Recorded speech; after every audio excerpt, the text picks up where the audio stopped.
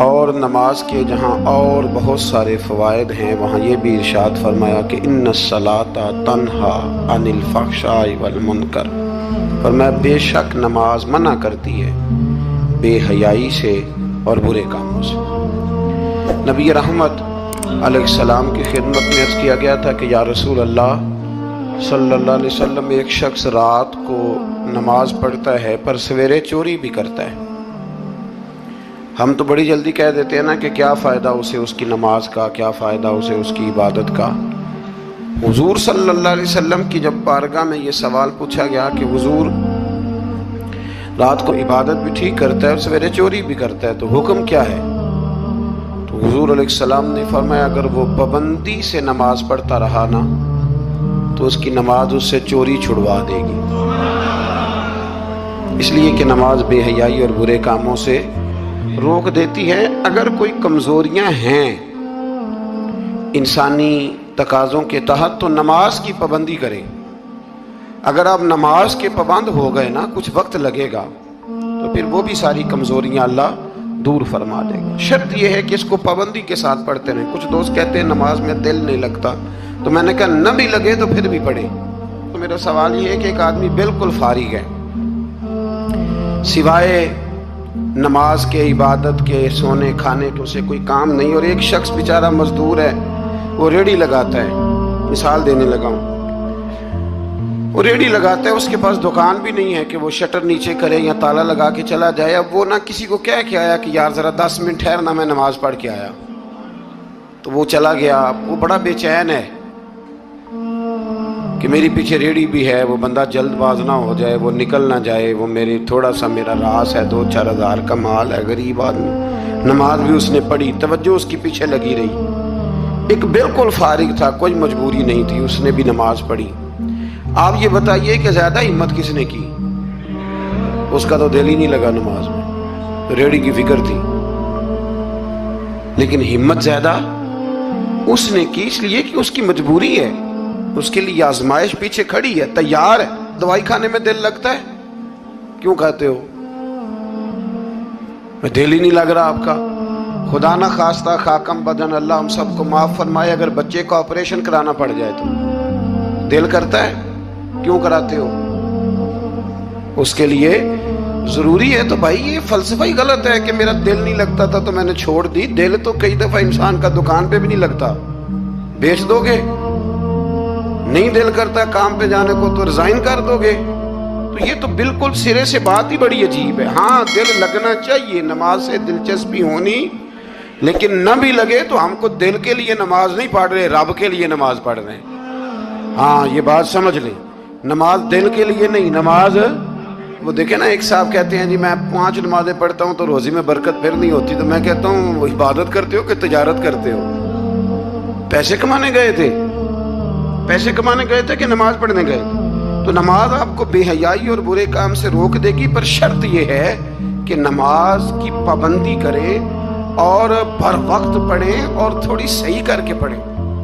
مطلب نماز پڑھی جاتی ہے، اہتمام نہیں ہوتا، یعنی لوگ بھاگ کے وضو کرتے ہیں، فٹافٹ آتے ہیں، بھئی آج ہو گیا ہے۔ بڑی جو بندہ گاڑی بھگا کے لاہور پہنچنا چاہے تو وہ 15 منٹ جلدی پہنچ سکتا ہے، 1 گھنٹہ پہلے پہنچ سکتا ممکن نہیں میرے عزیز، ہو نہیں سکتا۔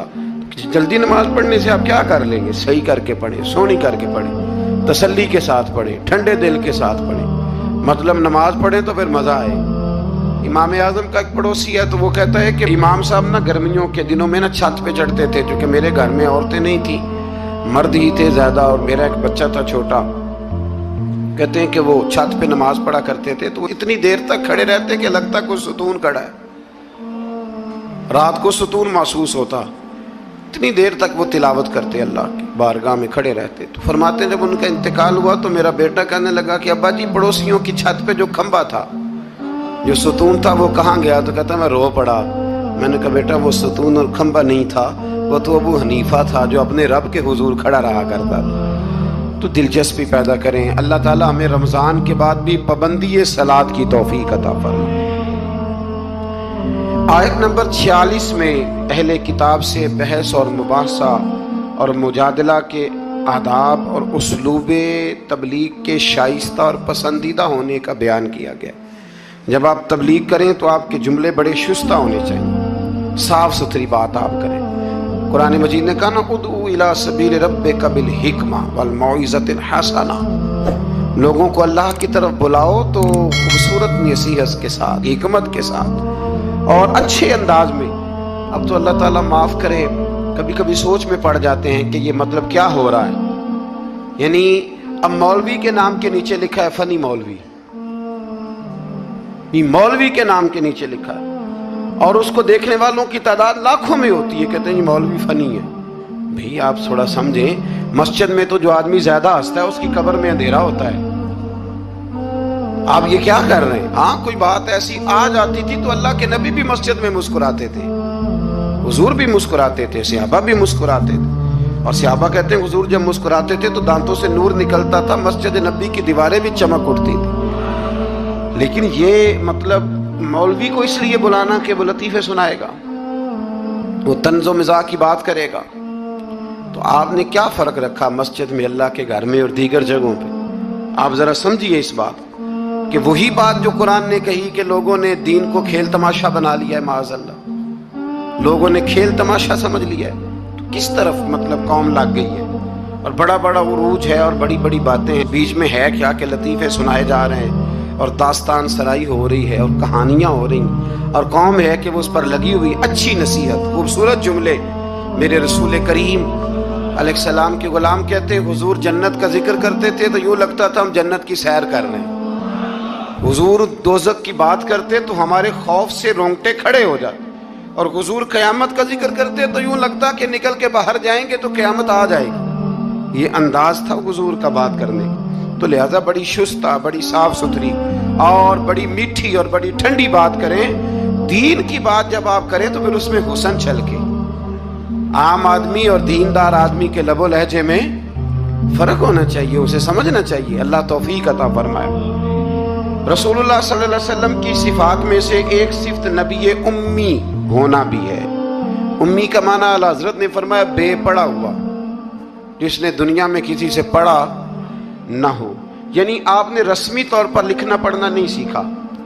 اس میں بھی اللہ تعالیٰ کی بے پناہ حکمت ہے کہ حضور نے دنیا میں آ کے پڑھنا لکھنا نہیں سیکھا. آیت نمبر 48 میں فرمایا کہ آپ نزول قرآن سے پہلے کوئی کتاب نہیں پڑھتے تھے. یہ بڑی انوکھی بات کا ذرا سمجھیے، یہ بھی میرے نبی کی شان ہے. حضور نے قرآن کے نازل ہونے سے پہلے رب فرماتا ہے کوئی کتاب پڑھی ہی نہیں، کوئی کتاب حضور نے پڑھی نہیں. لیکن حضور تورات کی باتیں بھی بتاتے تھے، انجیل اور زبور کی باتیں بھی بتاتے تھے، وہ نہیں پڑھا حضور نے. اور نہ ہی نبی پاک علیہ السلام دائیں ہاتھ سے لکھتے تھے، لیکن حضور کا لکھنا بہرحال ثابت ہے. بعد میں نبی پاک کا بطور معجزہ لکھنا ثابت ہے، احادیث مبارکہ سے ثابت ہے. لیکن حضور علیہ السلام نے نہ کوئی کتاب پڑھی، نہ دنیا میں حضور کسی کے شاگرد ہوئے. الرحمن علم القرآن، رحمان فرماتا ہے میں نے خود انہیں قرآن سکھایا ہے. حضور نے اپنے رب سے سیکھا، ڈائریکٹ اللہ کے شاگرد ہیں میرے نبی کریم. اور یا اللہ کیا سکھایا اور کیا سیکھا؟ تو فرمایا وَعَلَّمَكَ مَا لَمْ تَكُنْ تَعْلَمْ. محبوب جو نہیں جانتے تھے رب نے سارا ہی سکھا دیا ہے. لوگ پوچھتے ہیں آپ کے استاد کا نام کیا ہے؟ لیکن جتنا بڑا استاد ہو شاگرد کا علم بھی اتنا بڑا ہوتا ہے. تو نبی پاک نے اللہ سے سیکھا ہے. اب آپ اندازہ کر لیں کہ اللہ نے کیا کیا علم میرے رسول کو سکھایا ہے. تو نبی امی کا معنی ہے بے پڑھا ہوا. آیت نمبر 50 سے کفار کے معجزے کی فرمائش کے جواب میں فرمایا کہ قرآن مجید سے بڑھ کر معجزہ اور کیا ہو سکتا ہے، اس کے علاوہ کیا معجزہ مانگتے ہو، یہ بہت بڑا معجزہ ہے. عذاب کے مطالبے پہ فرمایا کہ اس کا ایک وقت مقرر ہے، وہ وقت پہ آئے گا، کسی کے کہنے پر نہیں آئے گا. آیت نمبر 56 میں مومن بندوں کو فرمایا جا رہا ہے کہ جس سرزمین پر اللہ تبارک و تعالیٰ کی رضا کے مطابق زندگی گزارنا مشکل ہو تو اللہ تعالیٰ کی عبادت کی خاطر وہاں سے ایسی سرزمین کی طرف ہجرت کر جاؤ جہاں تم بے خوف و خطر اپنے رب کی بندگی کر سکو. ہجرت کرنے کا حکم دے دیا اگر کہیں کھل کے عبادت کرنے کا موقع میسر نہ ہو. میرا خیال ہے کہ دنیا میں شاید ہی کوئی ایسا خطہ ہو جہاں کھل کر عبادت کرنے کا موقع میسر، میں نے برطانیہ میں ایک مدینہ مسجد دیکھی، بہت بڑی وسیع مسجد. میں نے ایک جمعہ وہاں پڑھایا، تو جمعے کے بعد ہم نمازیوں کے بیچ بیٹھے. میں نے کہا آپ نے بڑی شاندار مسجد بنائی. تو وہ کہنے لگے کہ یہاں کی حکومت نے ہمارے ساتھ تعاون کیا. آپ حیران ہوں گے میری بات سن کے.